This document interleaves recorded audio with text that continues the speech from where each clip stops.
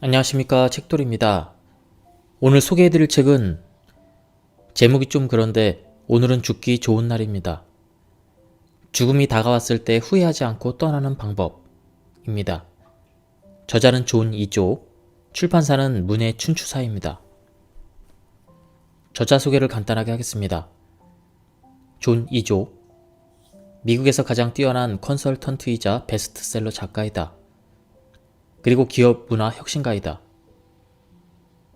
이 책은 존 이조와 두 명의 동료들이 인터뷰한 시골 이발사부터 기업의 최고 경영자에 이르는 235명의 지혜로운 어른들의 18,000년의 인생이 고스란히 담겨 있다. 때로는 우습고 때로는 감동적이며 삶과 죽음에 대해서 성찰하게 만드는 이들의 인생 이야기는 행복한 인생의 5가지 비밀을 들려준다. 그럼 바로 본문을 보도록 하겠습니다. 톨스토이는 행복한 가정이 행복한 이유는 모두 똑같지만 불행한 가정들이 불행한 이유는 집집마다 다르다라고 했다. 내가 만난 행복한 사람들 역시 공통적으로 5가지 비밀에 따라 살고 있었다. 하지만 무엇보다 중요한 것은 따로 있다. 행복한 사람들은 이 비밀들을 아는 데서 그치지 않고 그들의 삶 속에서 구체적으로 실천했다는 것이다. 운동이 유익하다거나 균형 잡힌 식사가 건강에 좋다거나 흡연이 몸에 해롭다거나 관계가 일보다 더 중요하다는 등의 사실들은 누구나 알고 있다. 하지만 대부분의 사람들은 너무도 잘 알면서도 이런 지혜들을 매일 걸으며 살고 있다. 삶에서 가장 큰 비극은 물고기를 잡는 데 평생을 바쳤는데 그 물고기가 자신이 찾던 물고기가 아님을 발견하는 것이다. 어른들의 이야기에는 반복적으로 등장하는 말과 생각들이 있었다. 예를 들어 그들은 한결같이 이런 말을 했다.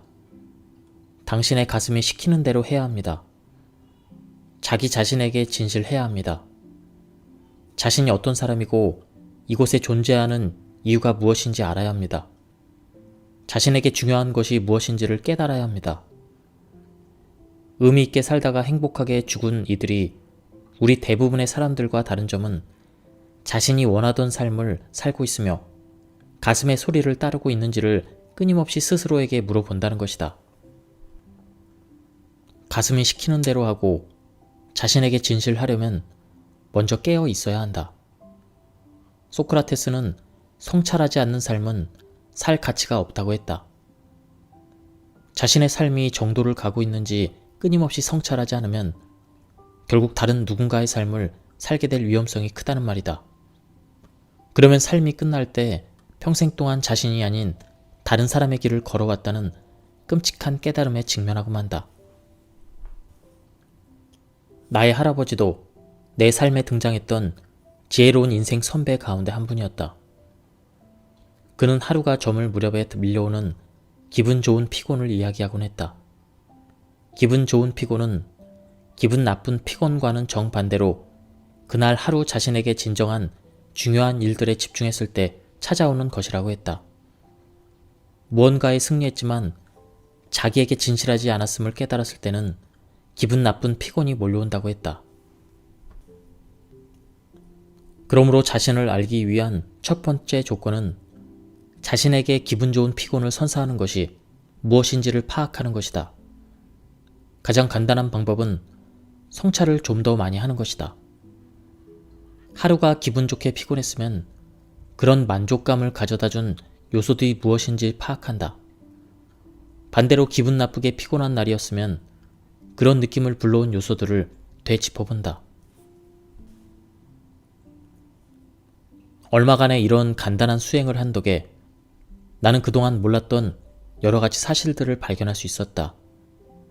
기분 좋게 피곤한 날이면 나는 어김없이 낮에 외출을 했다.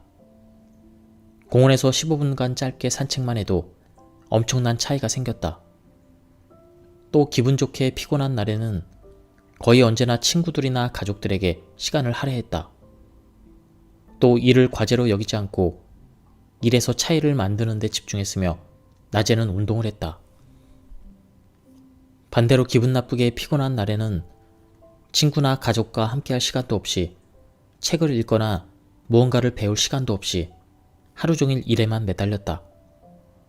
이런 단순한 차이들을 파악하고 성찰한 덕분에 기분 좋게 피곤한 날들을 늘려나갈 수 있었다.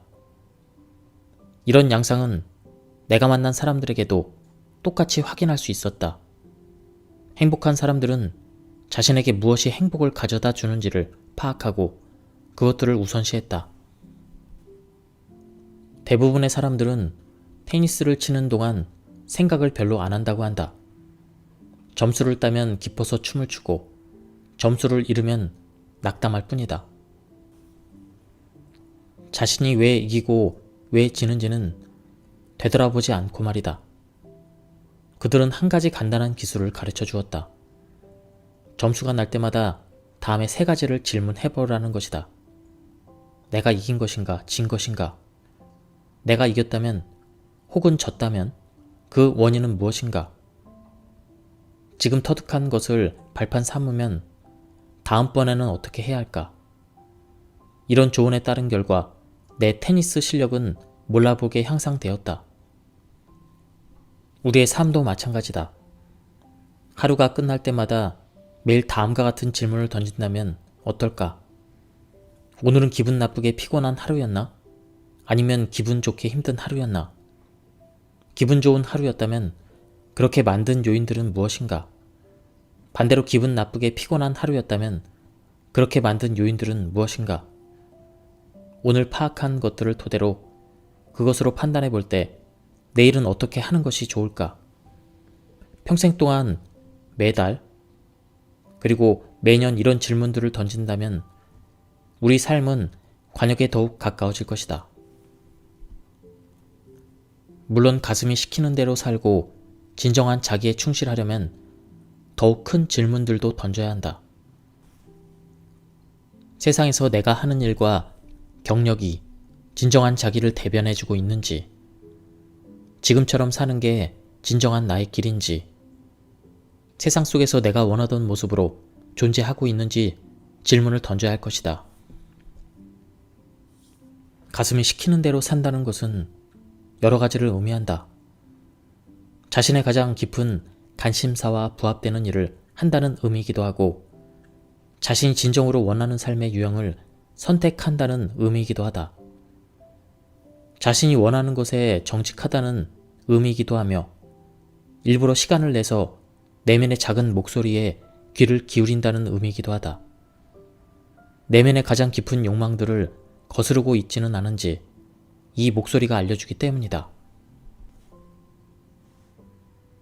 가슴이 이끄는 대로 사는 데는 용기가 필요하다. 자신의 가슴이 이끄는 대로 살려면 다른 목소리들을 잠재울 수 있어야 한다. 이 목소리들은 우리가 그들의 꿈대로 살기를 바란다. 가슴이 원하는 대로 살아가는 데는 2가지 열쇠가 필요하다고 했다. 가슴의 소리에 귀 기울이는 훈련과 이 소리에 따르는 용기가 바로 그것이다. 이제 70대가 된 리처드는 50대에 경험했던 임사 체험 이야기를 들려주었다. 그는 병원에서 검사를 받던 중에 심장마비를 일으켰다. 심장이 박동을 멈춘 순간 그의 영혼은 몸을 빠져나가 의사와 간호사들이 그를 소생시키기 위해 애쓰는 모습을 천장에서 지켜보았다. 사람이 죽으면 그동안의 모든 삶이 눈앞에 펼쳐진다는 소리를 들어서 알고 있었어요. 그런데 내가 본 것은 내 삶의 이미지들이었습니다. 그 순간 내 삶의 이미지들이 올바르게 느껴졌어요. 내가 진정한 자기에게 언제나 충실했던 것 같았죠. 그 후로는 죽음을 전혀 두려워하지 않게 되었어요. 그때 본 이미지들이 나를 편안하게 해주었으니까요. 리처드는 이렇게 말했다. 누구나 생의 마지막 순간에 자신이 진정한 자기에게 자신의 본질에 충실했다고 느끼게 되기를 바랄 것이다. 리처드의 말을 듣고 나도 나 자신의 삶을 생각해 보기 시작했다. 2 눈을 감고 죽음의 순간 내 의식을 스쳐 지나갈 이미지들을 상상해 보았다. 나는 어떤 점들을 후회하게 될까? 그 순간에 어떤 이미지들을 보고 싶어 할까? 자신에게 충실한 사람이 되기 위해서 해야 할 일들 가운데 하나는 가슴의 소리에 진심으로 귀 기울이는 훈련을 하는 것이다. 따로 시간을 정해서 중요한 질문들을 던져 보아야 한다. 많은 사람들이 되풀이해서 하는 말이 있습니다. 언젠가 가슴의 소리에 따라 세상에서 자신이 되고 싶은 사람이 되리라고 말하죠. 하지만 무언가 할 일이 있다면 지금 당장 그 일을 하세요. 가슴의 소리에 따르고 항상 자신과 소통한다면 효과가 있을 것입니다. 죽음의 순간 가장 쓴 눈물을 흘리게 하는 것은 하지 못한 말과 하지 못한 행동이다. 생의 마지막에 가장 피하고 싶은 것은 무엇일까? 모든 사람들이 가장 두려워하는 한 가지가 있다면 아마 후회일 것이다. 지난 30여 년 동안 내 경험과 인터뷰 내용들을 놓고 볼 때 우리가 가장 두려워하는 것은 죽음이 아니다.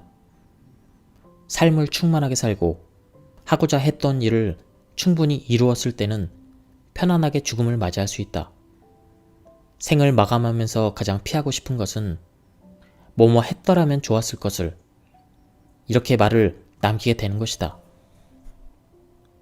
삶에서 진정한 행복과 의미를 찾으려면 후회를 남기지 말라는 두 번째의 비밀을 실천해야 한다. 또 후회를 남기지 않으려면 용기를 가져야 한다. 자신이 두려워하는 것으로부터 도망치기보다 원하는 것을 향해 앞으로 나가야 한다.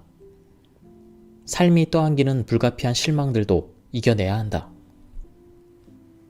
우리는 235명의 인생 선배들에게 삶의 중요한 기로에 대해서 물어보았다. 이들의 이야기를 들으면서 한 가지 분명하게 깨달은 점이 있다. 위험을 무릅쓰고 무언가를 시도했을 경우 삶의 마지막 순간에 이것을 후회하는 일은 없다는 점이다. 원하던 결과를 얻지 못했어도 말이다. 실제로 인터뷰했던 사람들 가운데 위험을 무릅쓰고 무언가를 시도했는데 그만 실패하고 말았다면 후회한 사람은 단 한 명도 없었다.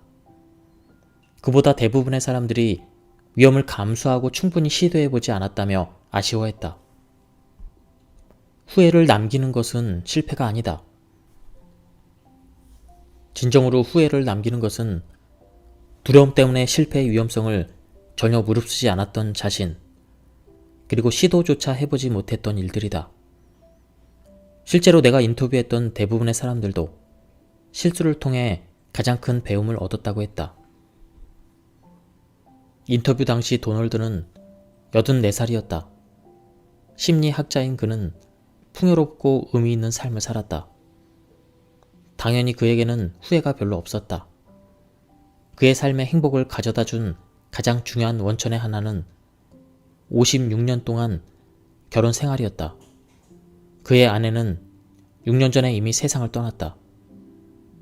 삶의 기로에 대해서 묻자 그는 즉각 나를 60년 전에 대학 무도회로 데려갔다. 나는 수줍음을 많이 타는 젊은이였어요. 정말로 수줍음이 많았죠. 여자애들한테 말을 건넬 때는 특히 더 그랬죠. 그런데 대학 1학년 때 학교 무도회에서 아주 아름다운 여자애를 만났어요. 무도회장 건너편에 있었는데 크림색 스웨터 차림에 머릿결이 부드럽고 미소도 정말 화사했죠. 그녀에게 시선이 고정된 순간 나는 그녀가 바로 그 사람이라는 걸 알았어요. 나와 결혼할 사람이요.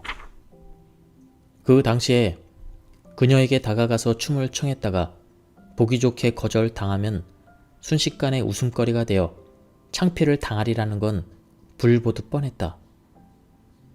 그래도 나는 침을 꿀꺽 삼키고 곧장 그녀에게 다가가서 당신이 바로 내가 결혼할 사람이라고 말했죠.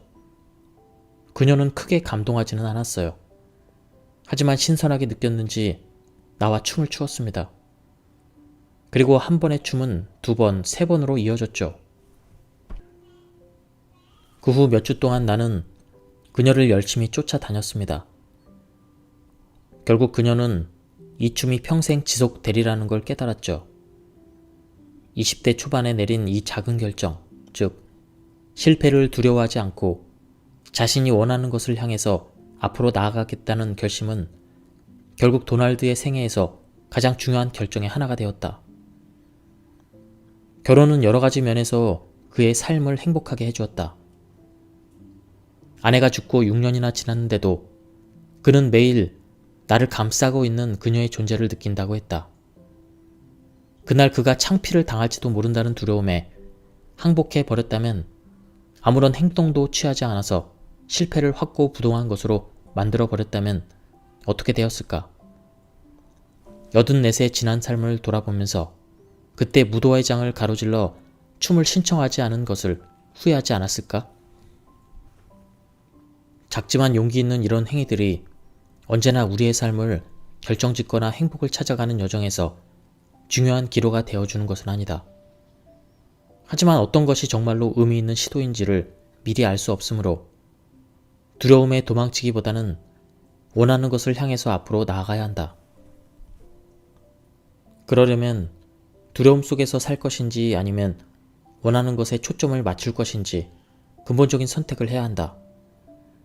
두려움으로 인해 위험을 피할 때마다 우리는 진정한 자기로부터 점점 멀어진다. 원하는 방향으로 나아가기를 포기할 때마다 후회의 씨앗을 심게 된다.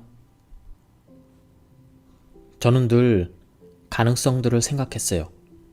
흔들릴 때마다 이런 최상의 결과들을 상상했죠. 실패보다 더 안 좋은 것은 얻을 수 있는 최상의 결과들로부터 스스로 뒷걸음질 치는 것이라는 점을 되새기면서 말입니다. 그러나 우리는 대부분 이와 정반대로 살아간다.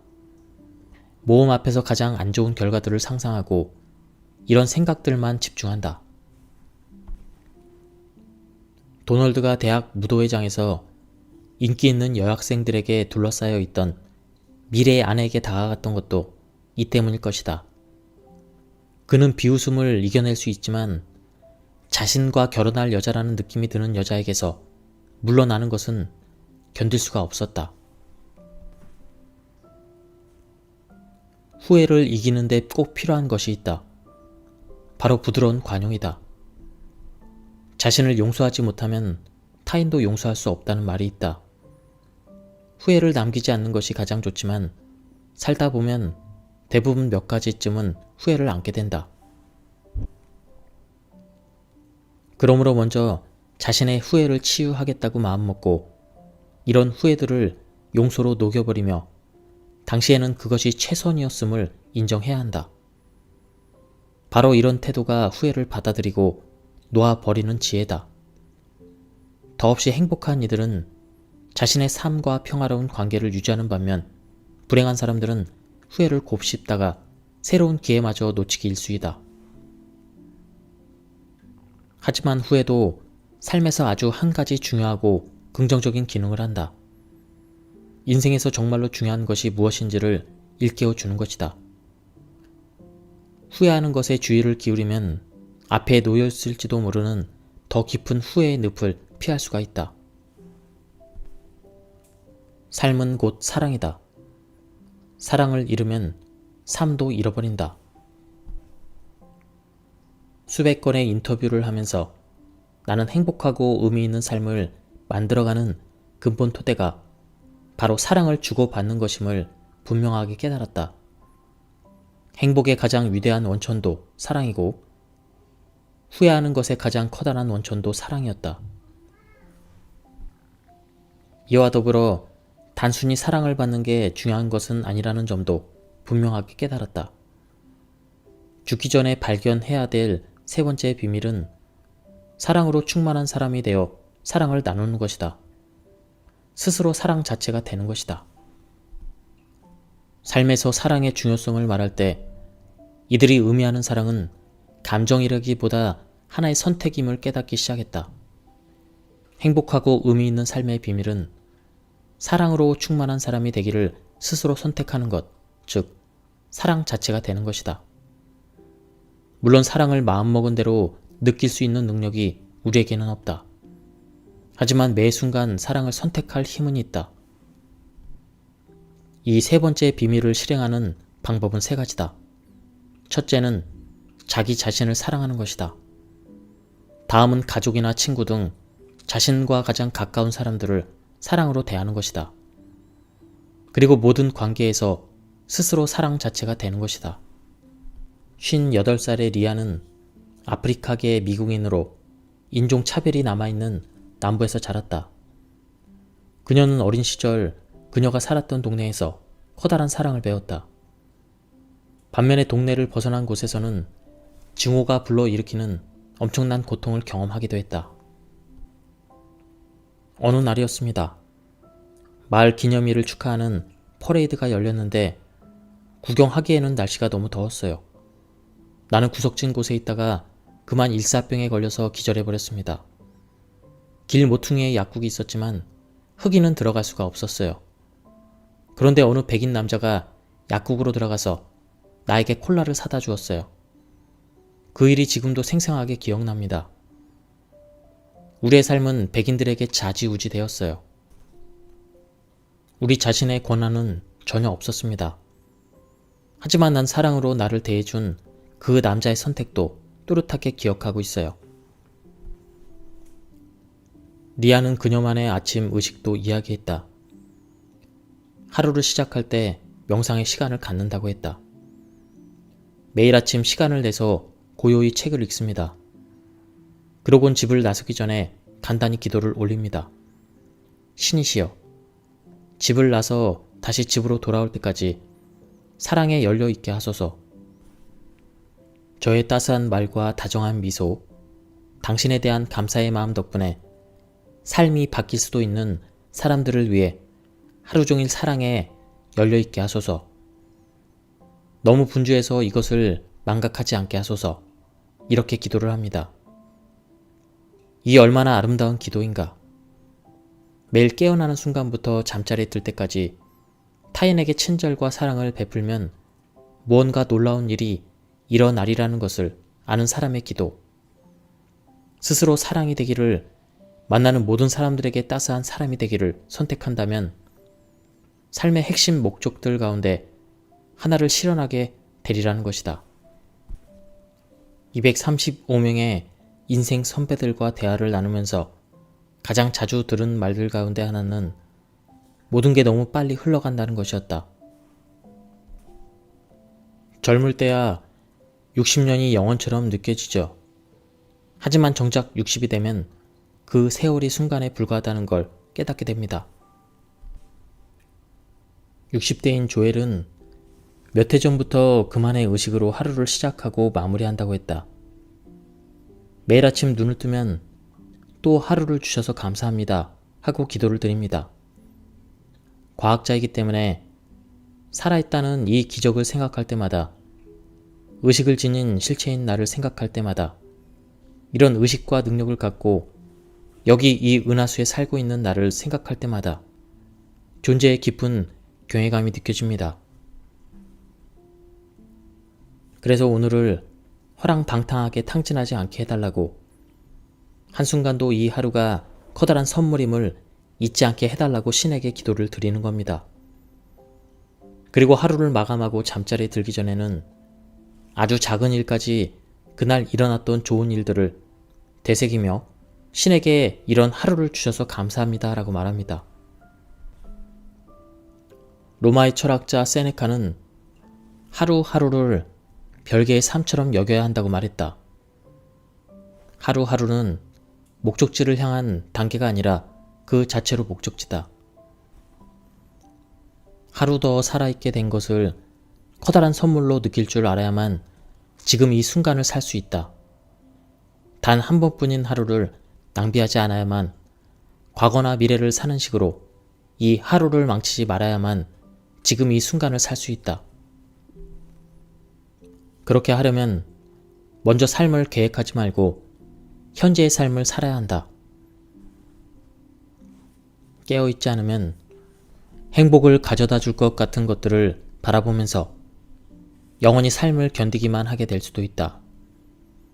어떤 조건이 충족되면, 혹은 어느 때가 되면 행복할 것이라고 끊임없이 자신에게 체면을 걸면서 말이다. 그렇다고 아직 성취하거나 경험하지 못한 것들을 계획하거나 갈망하라는 그런 말이 아니다. 지금 여기의 순간 속에 살면 언제든 행복을 발견할 수 있다는 의미다. 이 점에서 내 강아지 몰리는 나의 가장 훌륭한 스승들 가운데 하나다. 여행 중이 아닐 때면 나는 매일 몰리와 함께 동네 뒷산을 오른다.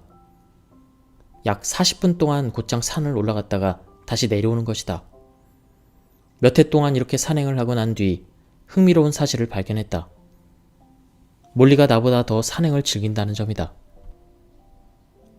나에게 이 산행의 목적은 그냥 산 꼭대기까지 올라갔다가 다시 내려오는 것이었다. 산행은 만끽이 아닌 완수의 대상이었던 것이다. 나는 산행 자체를 의미 있는 행위로 보지 않고 더 오래 살기 위한 운동의 하나로 보고 있었다. 하지만 몰리는 산행 자체를 즐겼다. 다른 개를 만나면 멈춰서 인사도 나누고 뭔가 흥미로운 것을 발견하면 충분히 그것을 탐색하고 장미 향기도 음미했다. 이로 인해 나는 목적지를 향해 기계적으로 발걸음을 옮기면서 내내 이리와 얼른 가자 하고 몰리를 재촉하기만 했다. 몰리는 순간을 사는 반면 나는 매 순간을 단순히 겪어내기만 하고 있었던 것이다. 이런 차이를 깨달은 뒤에 나도 몰리처럼 산행을 즐기기로 결심했다. 그 후로는 이웃을 만나면 이따금씩 멈춰서 즐겁게 대화도 나눈다. 좋은 경치나 아름다운 꽃을 발견해도 걸음을 멈추고 충분히 그것을 만끽한다. 운 좋게 친구를 만나면 내 목적지를 고집하는 대신 시간을 내서 친구와 함께 길을 걷는다. 이런 변화는 내 삶의 방식을 보여주는 하나의 메타포가 되었다. 걱정은 결코 내일의 슬픔을 씻어주지 않는다. 언제나 현재의 기쁨을 앗아갈 뿐이다. 물론 현재의 행동 방식은 미래에 영향을 미친다. 하지만 현재의 순간 속에 할 수 있는 일은 지금 여기에 온전히 존재하는 것 뿐이다. 내일은 현재를 받아들이는 것과 같은 에너지로 내일 끌어안으면 된다. 하기야 현재를 사는 것이 말처럼 쉽지는 않다. 현재를 살아가려면 때로 여러 해 동안 마음을 갈고 닦아야 한다. 명상은 우리의 마음을 현재에 붙들어주는 훌륭한 방법이다. 우리가 인터뷰한 짐은 여러 해 동안 산책을 하면서 분노를 곱씹었다고 했다. 산책을 하면서 그를 화나게 했던 온갖 일들을 떠올린 것이다. 그러던 어느 날 그는 감사의 산책을 하기로 결심했다. 이제는 산책을 하는 동안 제 삶에서 감사해야 될 일들을 되새기고 부정적인 생각들은 일절 일어나지 않게 하죠. 이 간단한 수행은 저에게 정말 놀라운 선물입니다. 나는 이런 이야기들을 들으면서 우리를 변화시키는 의식의 위력을 깨달았다.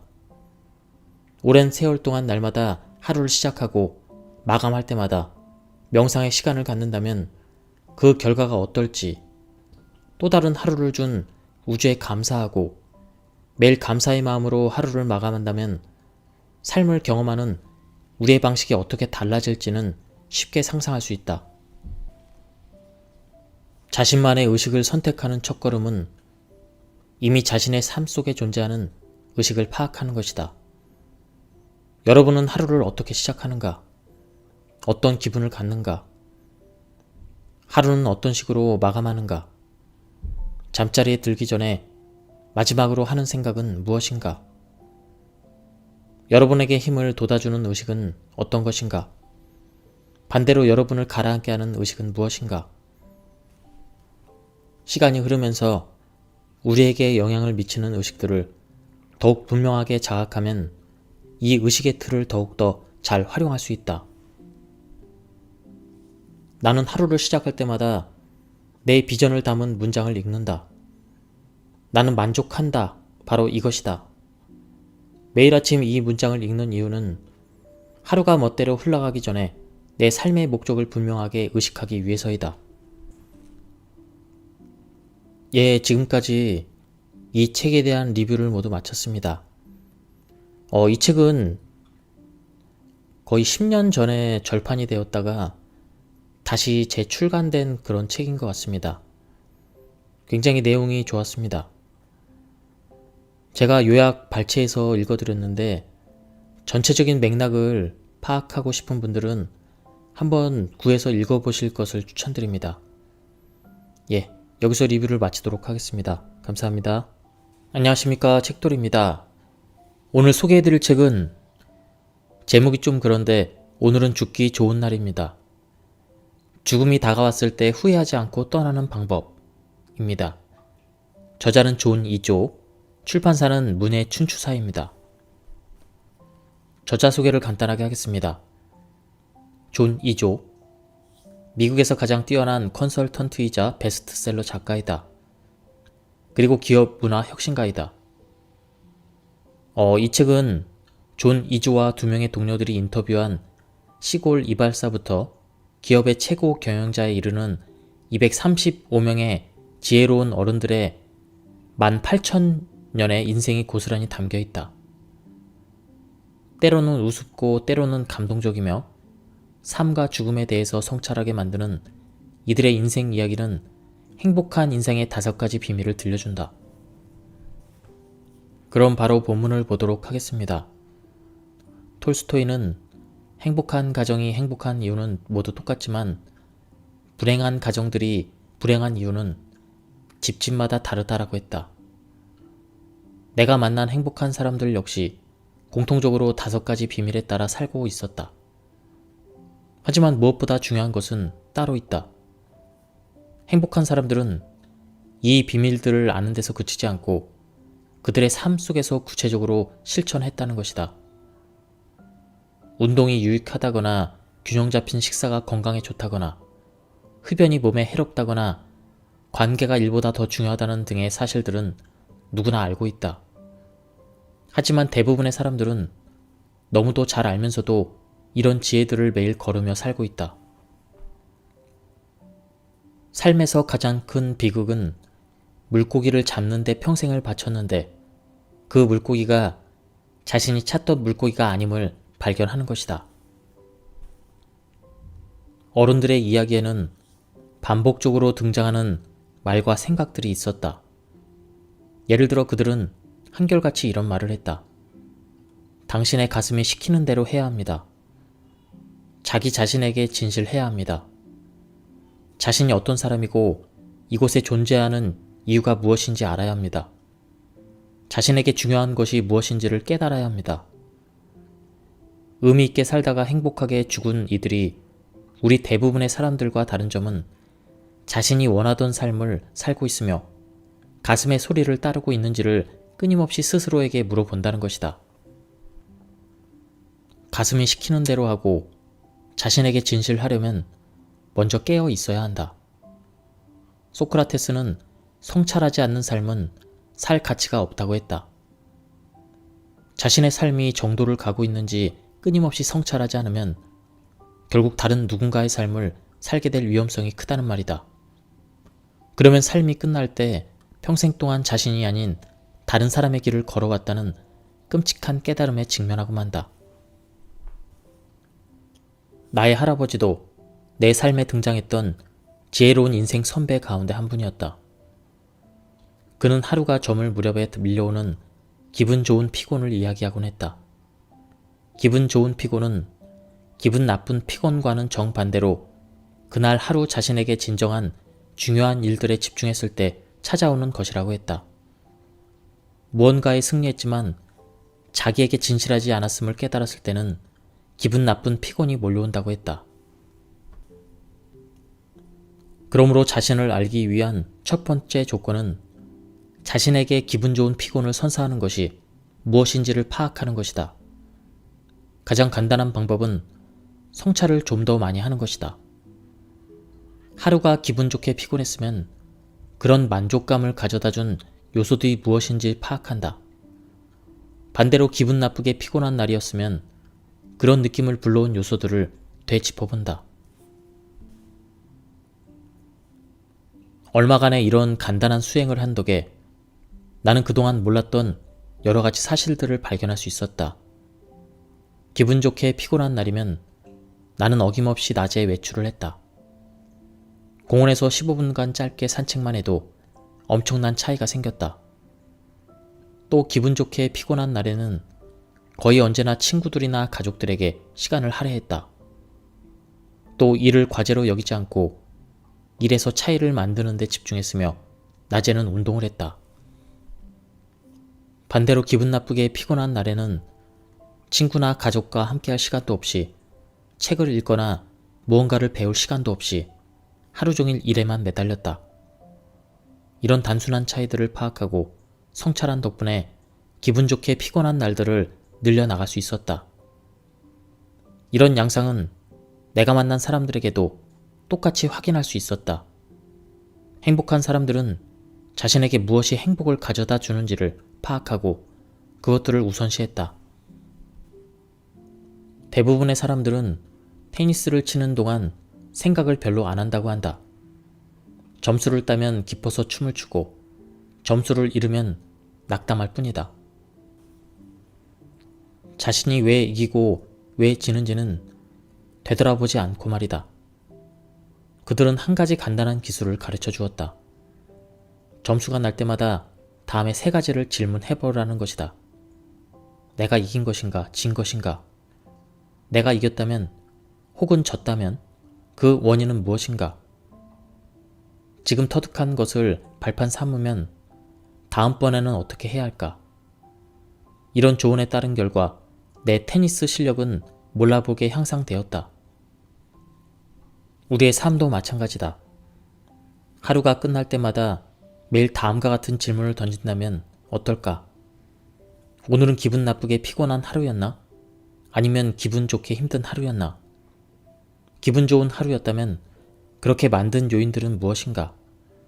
반대로 기분 나쁘게 피곤한 하루였다면 그렇게 만든 요인들은 무엇인가? 오늘 파악한 것들을 토대로 그것으로 판단해 볼 때 내일은 어떻게 하는 것이 좋을까? 평생 동안 매달 그리고 매년 이런 질문들을 던진다면 우리 삶은 관역에 더욱 가까워질 것이다. 물론 가슴이 시키는 대로 살고 진정한 자기에 충실하려면 더욱 큰 질문들도 던져야 한다. 세상에서 내가 하는 일과 경력이 진정한 자기를 대변해주고 있는지, 지금처럼 사는 게 진정한 나의 길인지, 세상 속에서 내가 원하던 모습으로 존재하고 있는지 질문을 던져야 할 것이다. 가슴이 시키는 대로 산다는 것은 여러 가지를 의미한다. 자신의 가장 깊은 관심사와 부합되는 일을 한다는 의미이기도 하고 자신이 진정으로 원하는 삶의 유형을 선택한다는 의미이기도 하다. 자신이 원하는 것에 정직하다는 의미이기도 하며 일부러 시간을 내서 내면의 작은 목소리에 귀를 기울인다는 의미이기도 하다. 내면의 가장 깊은 욕망들을 거스르고 있지는 않은지 이 목소리가 알려주기 때문이다. 가슴이 이끄는 대로 사는 데는 용기가 필요하다. 자신의 가슴이 이끄는 대로 살려면 다른 목소리들을 잠재울 수 있어야 한다. 이 목소리들은 우리가 그들의 꿈대로 살기를 바란다. 가슴이 원하는 대로 살아가는 데는 2가지 열쇠가 필요하다고 했다. 가슴의 소리에 귀 기울이는 훈련과 이 소리에 따르는 용기가 바로 그것이다. 이제 70대가 된 리처드는 50대에 경험했던 임사 체험 이야기를 들려주었다. 그는 병원에서 검사를 받던 중에 심장마비를 일으켰다. 심장이 박동을 멈춘 순간 그의 영혼은 몸을 빠져나가 의사와 간호사들이 그를 소생시키기 위해 애쓰는 모습을 천장에서 지켜보았다. 사람이 죽으면 그동안의 모든 삶이 눈앞에 펼쳐진다는 소리를 들어서 알고 있었어요. 그런데 내가 본 것은 내 삶의 이미지들이었습니다. 그 순간 내 삶의 이미지들이 올바르게 느껴졌어요. 내가 진정한 자기에게 언제나 충실했던 것 같았죠. 그 후로는 죽음을 전혀 두려워하지 않게 되었어요. 그때 본 이미지들이 나를 편안하게 해주었으니까요. 리처드는 이렇게 말했다. 누구나 생의 마지막 순간에 자신이 진정한 자기에게 자신의 본질에 충실했다고 느끼게 되기를 바랄 것이다. 리처드의 말을 듣고 나도 나 자신의 삶을 생각해 보기 시작했다. 두 눈을 감고 죽음의 순간 내 의식을 스쳐 지나갈 이미지들을 상상해 보았다. 나는 어떤 점들을 후회하게 될까? 그 순간에 어떤 이미지들을 보고 싶어 할까? 자신에게 충실한 사람이 되기 위해서 해야 할 일들 가운데 하나는 가슴의 소리에 진심으로 귀 기울이는 훈련을 하는 것이다. 따로 시간을 정해서 중요한 질문들을 던져 보아야 한다. 많은 사람들이 되풀이해서 하는 말이 있습니다. 언젠가 가슴의 소리에 따라 세상에서 자신이 되고 싶은 사람이 되리라고 말하죠. 하지만 무언가 할 일이 있다면 지금 당장 그 일을 하세요. 가슴의 소리에 따르고 항상 자신과 소통한다면 효과가 있을 것입니다. 죽음의 순간 가장 쓴 눈물을 흘리게 하는 것은 하지 못한 말과 하지 못한 행동이다. 생의 마지막에 가장 피하고 싶은 것은 무엇일까? 모든 사람들이 가장 두려워하는 한 가지가 있다면 아마 후회일 것이다. 지난 30여 년 동안 내 경험과 인터뷰 내용들을 놓고 볼 때 우리가 가장 두려워하는 것은 죽음이 아니다. 삶을 충만하게 살고 하고자 했던 일을 충분히 이루었을 때는 편안하게 죽음을 맞이할 수 있다. 생을 마감하면서 가장 피하고 싶은 것은 뭐뭐 했더라면 좋았을 것을 이렇게 말을 남기게 되는 것이다. 삶에서 진정한 행복과 의미를 찾으려면 후회를 남기지 말라는 두 번째의 비밀을 실천해야 한다. 또 후회를 남기지 않으려면 용기를 가져야 한다. 자신이 두려워하는 것으로부터 도망치기보다 원하는 것을 향해 앞으로 나가야 한다. 삶이 떠안기는 불가피한 실망들도 이겨내야 한다. 우리는 235명의 인생 선배들에게 삶의 중요한 기로에 대해서 물어보았다. 이들의 이야기를 들으면서 한 가지 분명하게 깨달은 점이 있다. 위험을 무릅쓰고 무언가를 시도했을 경우 삶의 마지막 순간에 이것을 후회하는 일은 없다는 점이다. 원하던 결과를 얻지 못했어도 말이다. 실제로 인터뷰했던 사람들 가운데 위험을 무릅쓰고 무언가를 시도했는데 그만 실패하고 말았다면 후회한 사람은 단 한 명도 없었다. 그보다 대부분의 사람들이 위험을 감수하고 충분히 시도해보지 않았다며 아쉬워했다. 후회를 남기는 것은 실패가 아니다.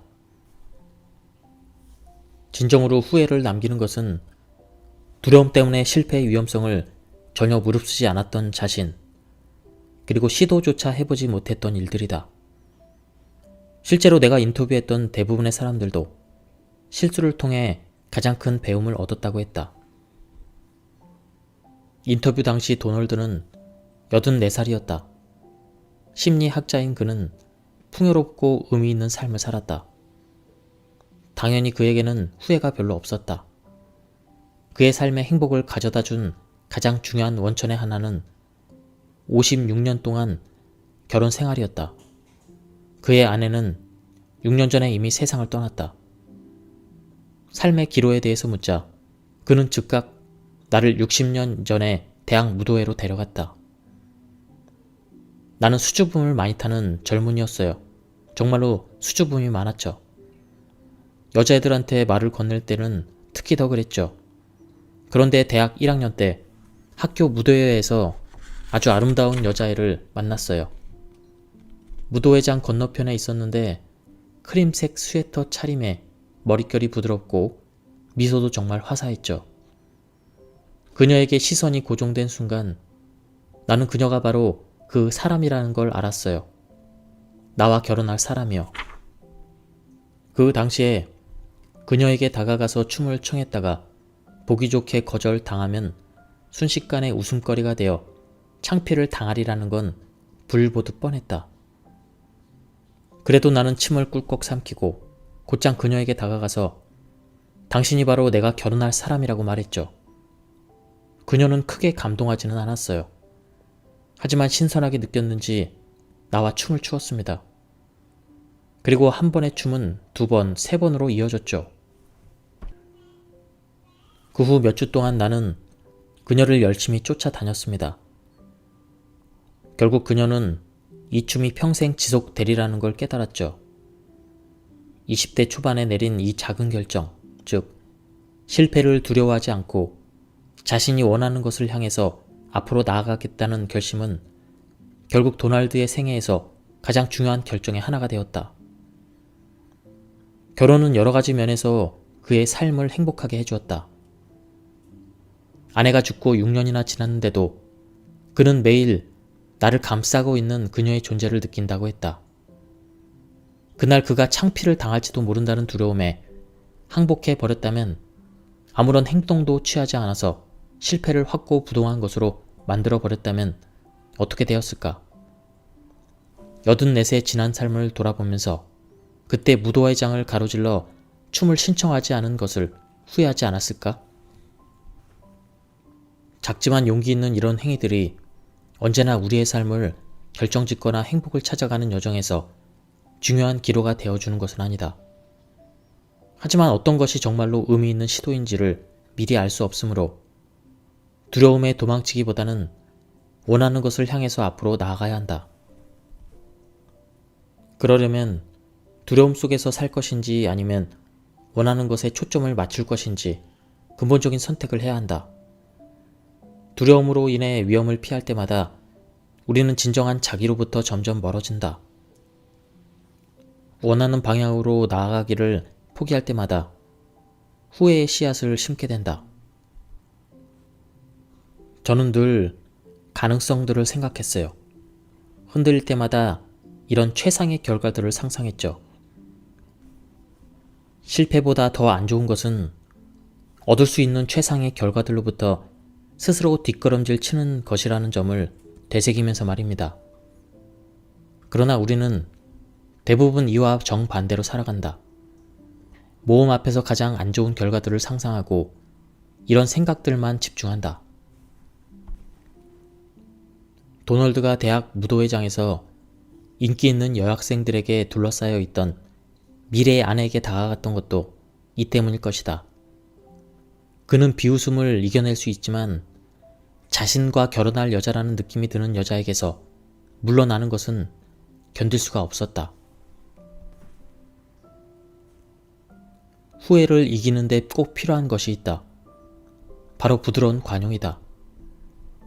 자신을 용서하지 못하면 타인도 용서할 수 없다는 말이 있다. 후회를 남기지 않는 것이 가장 좋지만 살다 보면 대부분 몇 가지쯤은 후회를 안게 된다. 그러므로 먼저 자신의 후회를 치유하겠다고 마음먹고 이런 후회들을 용서로 녹여버리며 당시에는 그것이 최선이었음을 인정해야 한다. 바로 이런 태도가 후회를 받아들이고 놓아버리는 지혜다. 더없이 행복한 이들은 자신의 삶과 평화로운 관계를 유지하는 반면 불행한 사람들은 후회를 곱씹다가 새로운 기회마저 놓치기 일쑤이다.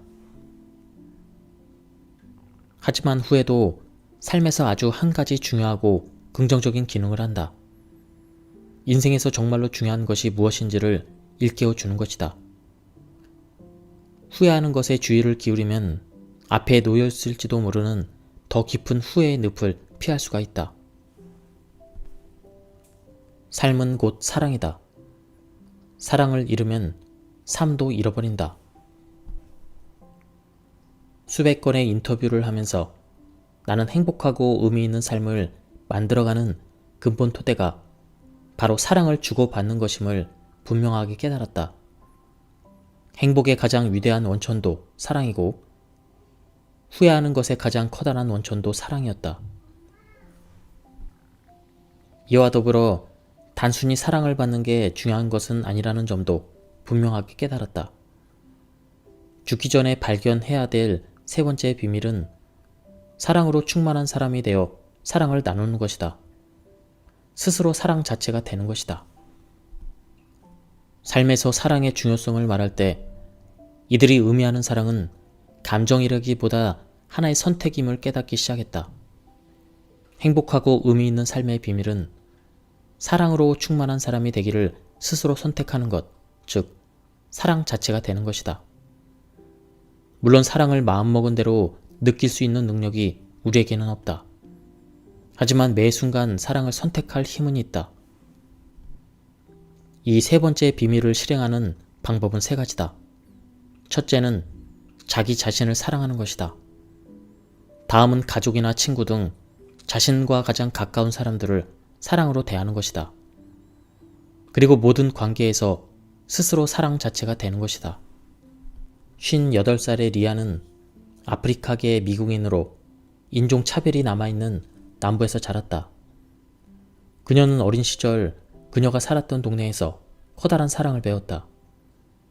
반면에 동네를 벗어난 곳에서는 증오가 불러일으키는 엄청난 고통을 경험하기도 했다. 어느 날이었습니다. 마을 기념일을 축하하는 퍼레이드가 열렸는데 구경하기에는 날씨가 너무 더웠어요. 나는 구석진 곳에 있다가 그만 일사병에 걸려서 기절해버렸습니다. 길 모퉁이에 약국이 있었지만 흑인은 들어갈 수가 없었어요. 그런데 어느 백인 남자가 약국으로 들어가서 나에게 콜라를 사다 주었어요. 그 일이 지금도 생생하게 기억납니다. 우리의 삶은 백인들에게 좌지우지 되었어요. 우리 자신의 권한은 전혀 없었습니다. 하지만 난 사랑으로 나를 대해준 그 남자의 선택도 또렷하게 기억하고 있어요. 리아는 그녀만의 아침 의식도 이야기했다. 하루를 시작할 때 명상의 시간을 갖는다고 했다. 매일 아침 시간을 내서 고요히 책을 읽습니다. 그러곤 집을 나서기 전에 간단히 기도를 올립니다. 신이시여, 집을 나서 다시 집으로 돌아올 때까지 사랑에 열려있게 하소서.